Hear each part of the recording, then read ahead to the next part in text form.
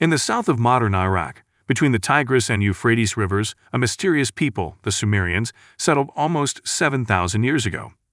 They made a significant contribution to the development of human civilization, but we still do not know where the Sumerians came from and what language they spoke. The Mesopotamian valley has long been inhabited by tribes of Semitic herders. It was they who were pushed northward by the alien Sumerians. The Sumerians themselves were not related to the Semites, moreover, their origin is still unclear. Neither the ancestral home of the Sumerians nor the linguistic family to which their language belonged is known. Fortunately for us, the Sumerians left many written monuments. From them we learn that this people were called Sumerians by neighboring tribes, and they themselves called themselves Sang-nghiga, black-headed. They called their language noble language, and considered it the only one suitable for people, in contrast to the not-so-noble Semitic languages spoken by their neighbors. But the Sumerian language was not homogeneous. There were special dialects for women and men, fishermen and shepherds.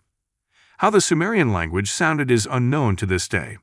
A large number of homonyms suggest that this language was tonal, like modern Chinese, for example, which means that the meaning of what was said often depended on intonation. After the decline of the Sumerian civilization, the Sumerian language was studied in Mesopotamia for a long time, as most religious and literary texts were written in it. And thanks to these studies, you and I will plunge into those distant times and feel how people of that epoch lived, and try to imagine what we could become living at that moment. The Sumerian civilization is credited with many inventions, including the invention of the wheel and the potter's wheel, riding and agricultural implements, the irrigation system, and even brewing. In his book, History Begins in Sumer, Professor Samuel Noah Kramer called even more innovations that gave us the Sumerians, namely 39 discoveries made by this ancient civilization. And if you enumerate them, you get the following list. The wheel, as I've already said, bronze, writing, hexadecimal numbering system, calendar, school, ships, historical chronicle, almanac of the farmer. It is a rough analog of the modern calendar of sowing, as well as money, taxes, code of laws, legal proceedings, bicameral parliament, medicine, and astronomy in the modern understanding of these disciplines, the furnace for firing clay and smelting metals from ore, the potter's wheel, and even the checkers. While the last one may not have been invented by them, but during the deciphering of Sumerian writing, scientists found a mention of this board game. But it is not boring without a checkers, because the more linguists work on the Sumerian language, studying ancient writings, the more the whole world is surprised by the wide range of interests of this civilization. The Sumerians lived in southern Mesopotamia, in the marshy lower reaches of two rivers, the Tigris and the Euphrates. They were engaged in farming, herding, fishing, and crafts. The simplest buildings of the Sumerians were reed huts. They could also build mud brick buildings, and for the most important buildings they used raw brick. To travel on water, the Sumerians built reed rooks covered with natural resin. Because Sumerians lived in a hot and humid climate, they wore minimal clothing. Images from the proto-scriptural period show that ordinary people at that time wore no clothes at all. At the same time, drawings from the early dynastic period show that people of that time wore koniks, a special garment made of long-haired fur. The laws divided the people of Sumer into social castes, and let us think together with you that we could become, living with you in those distant times, and to what caste we BTTR belong. In each city, it was organized like this: royal dynasty, aristocracy, priests, middle and lower class slaves. The king of the city was a demigod. We would see him at the rare city festivals. The king was believed to be the mediator between heaven and earth, and his authority depended on the strength of the city the king ruled. The kings of kings would be completely unreachable. They were gods.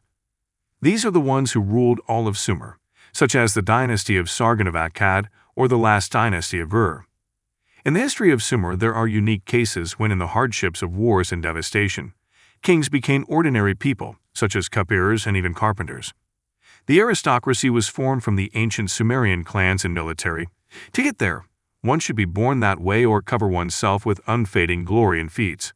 The aristocracy occupied prestigious leading professions: architects, officers, designers of ships, scientists. On the third step of the food chain stood the priests of ziggurats. Being able to read and write, in addition to religious services, they interpreted the words of the gods and were city healers. Archaeologists will even find dentists among them. So if you are a dentist or a wordsmith, a nourishing life of meat and wine awaits in the shadow of your ziggurat.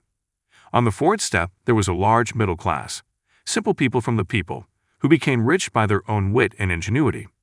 Merchants and traders buzzed in Sumerian taverns, drinking beer.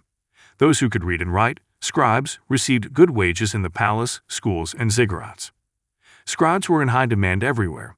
Literacy was considered a norm for all men, but women in Sumer were not taught. Besides public schools, scribes worked part-time tutoring and private lessons in the families of Sumerian nobility. At the end of the free people were all those who provided Sumerian life. Farmers, painters, locksmiths, bakers, tavern owners, fishermen, carpenters, soldiers, etc., but there were three golden occupations that carried the slums to the top.